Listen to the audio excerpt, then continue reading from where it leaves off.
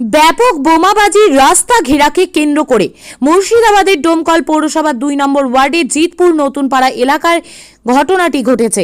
রাস্তা ঘেরাকে কেন্দ্র করে বাম কংগ্রেস জোট এবং তৃণমূলের মধ্যে সংঘর্ষ, বোমাবাজি।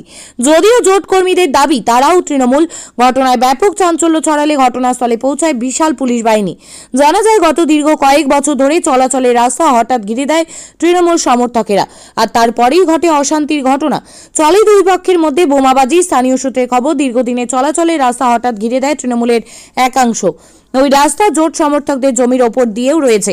পরবর্তীতে সেই রাস্তা জোট কর্মীরাও ঘিরে দেয়, আর তাতেই শুরু হয় দুই পক্ষের মধ্যে বচসা। পরিস্থিতি ঠান্ডা করতে বিশাল পুলিশ বাহিনী নামে। আমাদের লোক পাট কাটতে গেলছে, কোথায়? মাঠে পাট কাটতে গেলছে। আর রফি, শান্টু, ওই কামরুজ্জামানের লোক, তারপরে রেন্টু, কামরুজ্জামান কি? কামরুজ্জামান কাউন সভাপতি, ও গেলছে। ওর লোক দিয়ে পাঠালছে দল বল সব দিয়ে। আমাদের মুনিশ পাট সব ভয়ের জেলাতে পেরে গেছে। তখন ওরা আমাদের কি পাবে হাতের কাছে? আর ওরা লোক গেল তো আপনাদের মুনিশ পাড়ার লোক বম নিয়ে যে তাড়ছে, বম পিস্তল ওজো কাটতে দিবে না আমাদেরকে পাট। রাস্তা, এই তো রাস্তা ঘিরেছে, ওরাই রাস্তা ঘিরেছে। ওদের জমি আমাদের জমি দিয়ে হাঁটতে দিব না। কেন দিবে না হাঁটতে তাও আমি বলে দিচ্ছি আপনাদেরকে। হ্যাঁ, যে আমরা একই পার্টি। হ্যাঁ, আমাদের পর ওরা একচিন মুরগি ছাগল নিয়ে একচিন রাগারাগি হয়েছিল, যে আমাদের কথা ওদের সাথে লাগালাগি করে, যে ওদেরকে চটায়। দিয়ে এবার আমরা বলছি তাহলে আমরা কোনো পার্টি করবো না, যাবো না। কেন যাব? আমাদের কথা ওদেরকে লাগাচ্ছে আর ওরা আমাদের দুশ্মন হয়ে যাচ্ছে, তাহলে তো আমরা যাব না। এই কথাটা বলেছি। তার লেগে আমাদের সাথে একচিন মানে চটাচটি, তার লেগে রাস্তা ঘিরে দিয়েছে। হ্যাঁ, ওই কামরুন সভাপতি সেই কামরুজ্জামান ঘিরেছে বসে থেকে, পুলিশ নিয়ে এসে বসে থেকে। রফি, শান্টু। আচ্ছা, আপনার নাম কি, বাড়ি কোথায়? আমার নাম সাগরা বিবি, আমার বাড়ি এখানে জিতপুর নতুন পাড়ায়। নিজের জমি, এটা বিগত 15 বছর থেকে প্রায় যাচ্ছে। যারা দুষ্কৃতরা আপনার ধরেন বোমাবাজি করছে ব্যাট তোলার জন্য।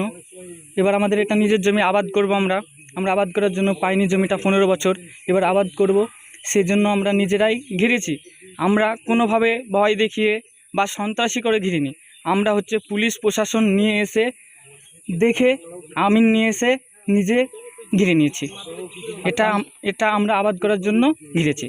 আপনারা আপনাদের জমি ঘিরলেন, জমার জমি ঘিরলেন, সেক্ষেত্রে বোমাবাজি ওরা করছে কেন? ওরা এখন দুষ্কৃতি করতে চাইছে, যে ওরা চাইছে যে ব্যাগটা তুলে এমনি ফসল নিয়ে যাবো, মানে মিডিল পয়েন্ট দিয়ে মানে হেঁটে যাব, এটাই চাইছে ওরা।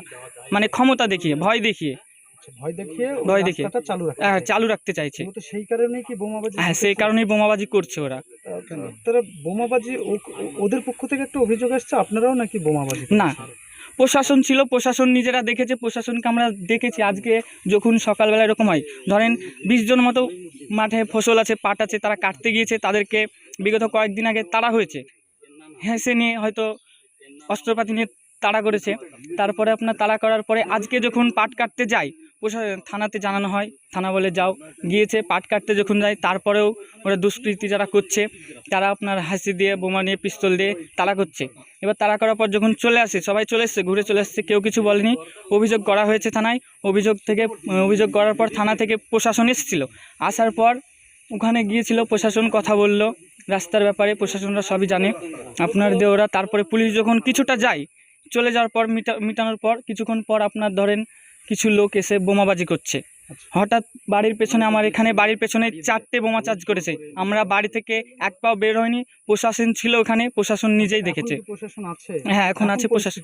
এখন পরিস্থিতি ভালোই আছে। হয়তো প্রশাসনের সামনে হয়েছিল? হ্যাঁ, প্রশাসনের সামনে হয়েছে বোমাবাজি। কারা করেছে তাহলে তো কি প্রশাসন জানে?